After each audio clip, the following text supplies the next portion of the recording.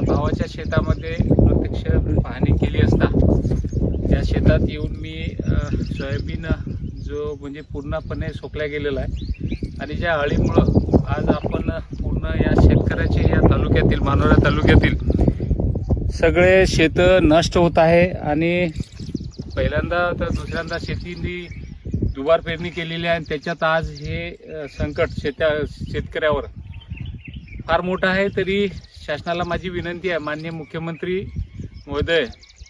फडणवीस साहेबांना विनंती आहे की लवकरात लवकर शेताचा सर्वे करून या शेतकऱ्यांना मदत करण्यात यावी, नाहीतर शेतकरी हवालदिल होईल। पेरतानाच जर दुसऱ्यांदा पेराचं काम पडलं आणि परत या हुमणी अळीमुळे